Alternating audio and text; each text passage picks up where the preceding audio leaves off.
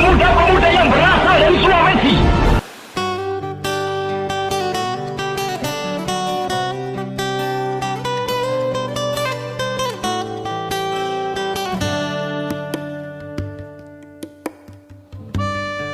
Yang saya hormati calon Wakil Bupati Banggai Bapak Zainal Abidin Ali Hamu.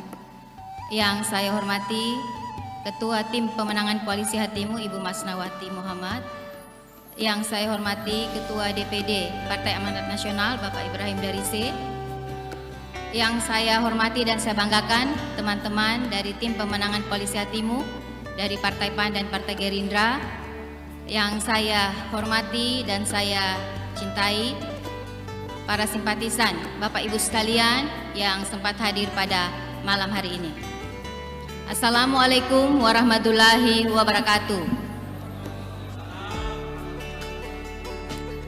Yang terhormat Ketua, jajaran pengurus di semua tingkatan dari kabupaten sampai tingkat desa dan seluruh kader Partai Amanat Nasional Kabupaten Banggai, teman-teman pengurus dan seluruh kader Partai Gerindra Kabupaten Banggai yang saya hormati,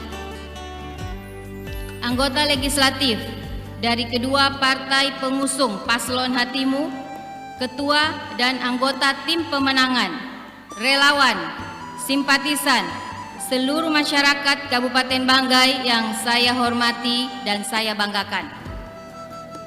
Pada malam yang sangat berarti dalam sejarah hidup saya dan Pak Ustadz, meski hanya secara virtual, kami ingin menyapa Bapak dan Ibu sekalian, seluruh masyarakat yang kami cintai dan kami banggakan. Kami ingin berbagi harapan dan cita-cita. Dengan penuh rasa syukur kepada Allah Subhanahu wa Ta'ala, Tuhan yang Maha Esa, atas rahmat dan ridhonya, dengan segala hormat, malam ini saya ingin menyampaikan pidato politik penutupan kampanye yang saya beri judul Satukan Hati, Banggai Bahagia Milik Semua. Untuk kebahagiaan semua orang, untuk keadilan semua rakyat Kabupaten Banggai. Karena itu, izinkan saya mengatakan kepada seluruh masyarakat Babasal yang mendiami bumi Kabupaten Banggai bahwa Kabupaten Banggai, bagian dari tanah Babasal ini adalah milik kita semua. Dan karena itu, kita semua memiliki hak untuk merasakan hidup bahagia di atas tanah ini. Semestinya, pidato penutupan kampanye ini saya sampaikan secara langsung di hadapan ribuan, bahkan puluhan ribu rakyat Kabupaten Banggai dalam sebuah kampanye akbar. Namun, COVID-19 membatasi kita.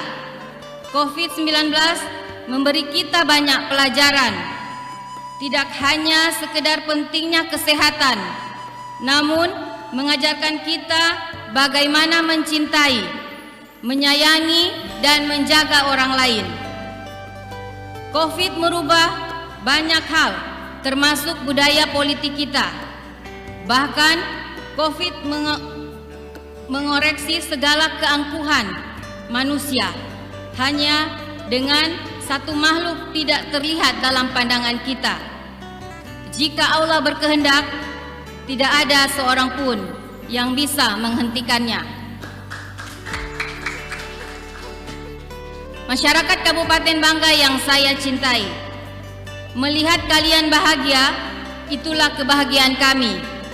Itulah alasan kami berjuang, tak kenal lelah untuk memenangkan kompetisi ini.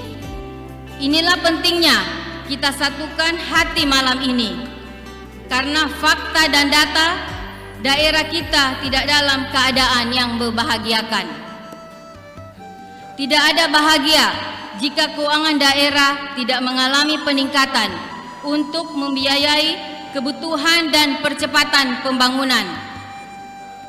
Bagaimana bisa bahagia menjadi milik semua orang jika dari angka partisipasi murni pendidikan kita masih 2.134 anak usia sekolah SD dan sebanyak 2.091 anak sekolah usia SLTP tidak bersekolah.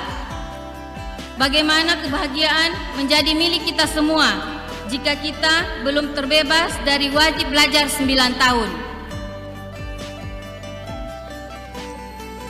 Tidak akan ada kebahagiaan jika seorang ibu masih terancam kehilangan bayinya karena meninggal dunia. 429 kasus kematian bayi di Sulteng, angka kematian tertinggi terjadi di daerah kita, Kabupaten Banggai, 66 kasus. Bagaimana kebahagiaan akan menjadi milik semua? Pada tahun 2019 masih 19,9% anak kita terancam stunting. Hanya 198 posyandu aktif di 337 desa dan kelurahan. Kita 3 kabupaten di Sulteng yang tidak mengalami peningkatan.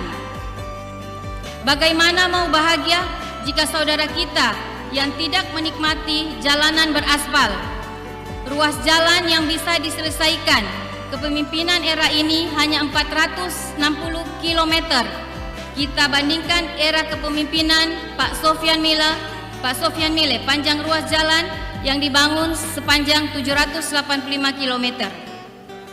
Bagaimana bisa bahagia? Itu milik semua jika IPM kita masih di urutan keempat di Sulteng. UMK kita 3 terendah di Sulteng. Tidak mungkin kita merasa bahagia jika kita masih melihat sahabat kita, para tenaga medis, belum menerima jasa non-kapitasi medis, hak mereka dari pasien BPJS rawat inap, pembayaran tukin mereka yang tersendat, dan masih banyak data dan fakta lain yang menjelaskan bahwa masih jauhnya kebahagiaan untuk sebagian orang di daerah ini. Pada bagian yang lain, dengan menggunakan kacamata kenyataan, bukan dengan kacamata kenyamanan. Bagi yang pakai kacamata nyaman, ya pasti nyaman. Deng cinta, semua baik-baik. Fakta menyatakan bahwa harus diakui jika pembangunan daerah kita 4 tahun terakhir menyisakan banyak ketimpangan, tidak merata. Padahal katanya terjadi pertumbuhan ekonomi, angka kemiskinan turun. Faktanya kita lihat dan merasakan sendiri. Bagi saya, pembangunan baru bisa dianggap berhasil jika menyelesaikan ketimpangan. Jika terjadi pemerataan di semua wilayah di 337 desa dan kelurahan. Karena itu, pembangunan harus nyata dan berkeadilan untuk semua wilayah hingga di dusun terpencil. Pembangunan tidak hanya di look sentris. Pembangunan tidak hanya taman dan lampu sentris. Pembangunan bukan untuk koleksi penghargaan yang jauh dari kenyataan. Contoh kecil, relokasi masyarakat Tanjung dilakukan setengah hati.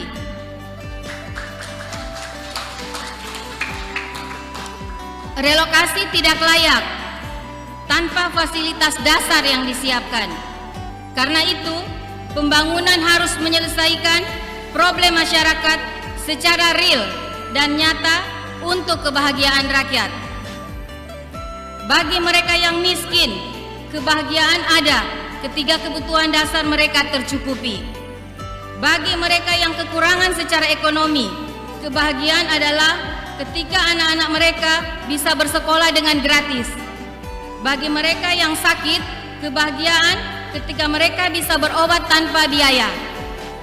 Tidak disibukkan dengan administrasi yang berbelit-belit. Bagi orang sakit, kebahagiaannya ketika mendapat perawatan medik yang profesional dan tempat perawatan yang baik. Bagi para pemuka agama, kebahagiaannya ketika bisa mengurus umat sekaligus biaya rumah tangganya disubsidi pemerintah. Bagi ketua adat, kebahagiaan mereka ketika mereka berhasil menjaga dan merekatkan sejarah masa lalu, masa kini, dan masa depan. Sambil bersamaan, pemerintah hadir mengapresiasi mereka dengan tunjangan setiap bulan. Bagi pelaku usaha dan mereka yang mau membuka usaha, kebahagiaannya adalah ketika mereka dibantu modal usaha. Bagi para honorer, kebahagiaan mereka jika gaji mereka dibayarkan tepat waktu dengan minimal besaran setara UMK. Bagi para ASN, kebahagiaan mereka ketika kinerja mereka disupport dan dihargai pimpinan dengan memberikan peningkatan tunjangan kinerja. Para guru non-sertifikasi dan tenaga kependidikan akan bahagia jika pemerintah menyiapkan tunjangan yang sebanding dengan guru-guru sertifikasi. Bagi mereka yang belum bekerja, kebahagiaan adalah ketika mereka bisa difasilitasi pekerjaan. Bagi ibu-ibu, kebahagiaan jika melihat anaknya lahir, tumbuh, sehat, dan cerdas, bisa memberikan tambahan uang jajan untuk anaknya. Bagi petani, kebahagiaan mereka ketika jalan pertanian mereka baik, pupuk mereka disiapkan, ketika panen harganya tetap stabil. Rakyat akan bahagia jika semua urusannya yang terkait dengan birokrasi akan mudah dan dilayani dengan cepat. Dan yang terkait dengan birokrasi, mohon maaf, akan mudah dilayani dengan cepat dan berkualitas. Anak muda berprestasi di bidang olahraga dan seni akan bahagia jika pemerintah hadir membiayai dan mengawal perkembangan prestasi mereka. Itulah semua gambaran kebahagiaan yang kami wujudkan dalam 17 program unggulan kami yang telah kami sampaikan di banyak tempat. Di samping itu, ada program PKH Plus dan pemasangan 700 spot wifi gratis di seluruh wilayah Kabupaten Banggai. Masyarakat Kabupaten Banggai yang saya cintai, namun demikian, perjalanan kampanye politik untuk menawarkan gagasan dan program perbaikan daerah ini tidaklah mudah. Politik tampaknya sulit membebaskan diri dari subjektivitas. Namun, bagi saya dan Ustadz Zainal Abidin Alihamu tetap berusaha mempertahankan rasionalitas dan kesantunan. Karena memang kami tidak paham retorika politik. Yang kami tahu hanyalah berjuang meyakinkan rakyat dengan program-program kami yang real dan berpihak pada bumi dan berpijak pada bumi. Kami tidak menjanjikan kehidupan di awan.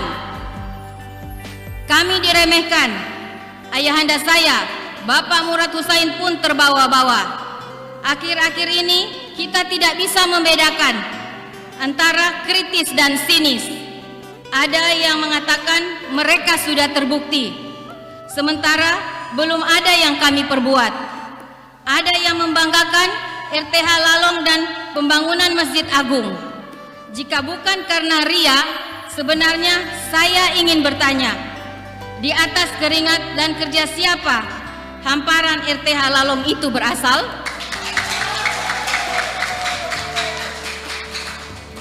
Di atas keringat siapa dan kerja siapa hamparan dan pelataran masjid itu berasal?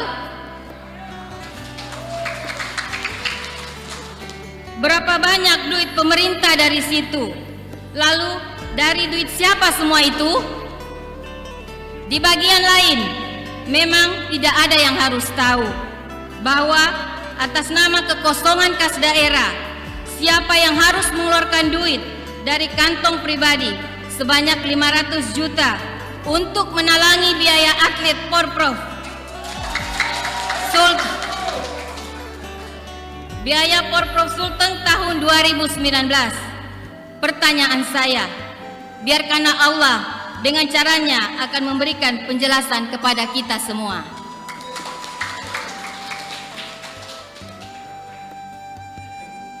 Ada yang mengatakan, jangan pilih pemimpin yang tidak cerdas. Jangan pilih pemimpin yang membaca teks. Jangan pilih pemimpin perempuan. pada kesempatan ini saya ingin menyampaikan tidak usah terganggu dengan pernyataan-pernyataan itu.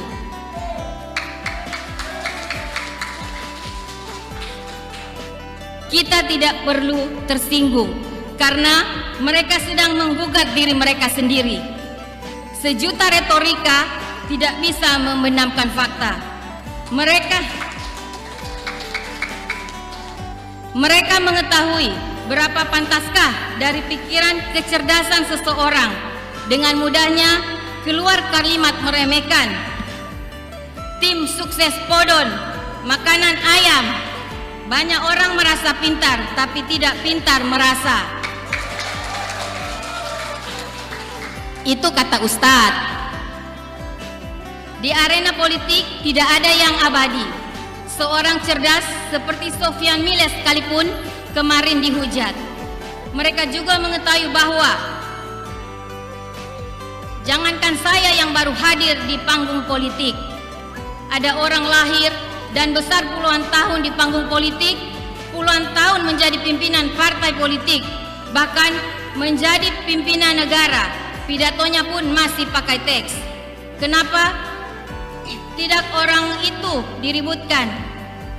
Jangankan saya perempuan menjadi bupati, menjadi presiden pun perempuan telah mereka nikmati. Perlu juga diketahui, membatasi janji pada publik dengan teks itu penting agar kita tidak ngecap-ngecap sampai ke Budapest.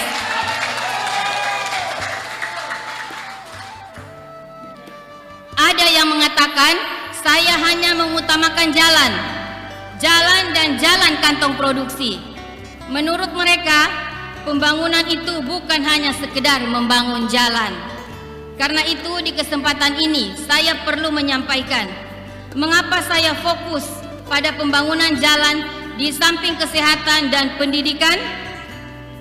Kekuatan ekonomi daerah kita masih bertumpu di sektor pertanian dan perkebunan, di samping kelautan, perdagangan dan sektor jasa.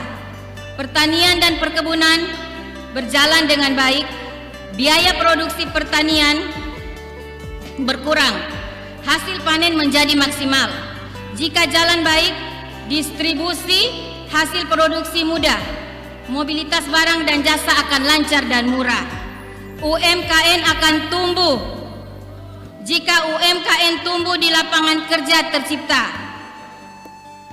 pengangguran berkurang, pertumbuhan ekonomi akan terjadi. Jika ekonomi tumbuh dengan baik, maka keuangan daerah meningkat. Ketimpangan infrastruktur bisa segera diatasi. Pelayanan dasar kesehatan, pendidikan, air bersih, sanitasi akan terjaga dan terjadi percepatan. Inilah sebahagian kenyataan dari Banggai Bahagia yang mandiri ekonominya, sehat dan cerdas rakyatnya, yang kami hendak wujudkan. Kebijakan kami di bidang pembangunan ekonomi adalah hal yang paling mendesak dalam hal percepatan konsolidasi ekonomi akibat efek domino COVID-19. Insyaallah kami bisa menjadi titik balik ekonomi pasca pandemik ini, insyaallah. Bapak Ibu masyarakat Kabupaten Banggai, sebentar lagi kita tiba di akhir waktu kampanye yang ditetapkan KPU. Terima kasih banyak saya sampaikan kepada sahabat kami, ketua dan pengurus kader Partai Amanat Nasional, kawan, pengurus dan kader Partai Gerindra. Terima kasih semua atas kepercayaannya. Kepada tim pemenangan, relawan, simpatisan, dan seluruh masyarakat Kabupaten Banggai. Untuk kalian semua, saya bisa melewati kompetisi yang berat ini berhadapan dengan orang-orang ahli retorika politik. Sebagaimana kami menyampaikan pada debat terakhir bahwa tidak pernah kami membayangkan ada di posisi menjadi calon bupati. Namun inilah kehidupan. Setiap jalan hidup punya cerita. Setiap manusia punya kesempatan untuk berbuat baik.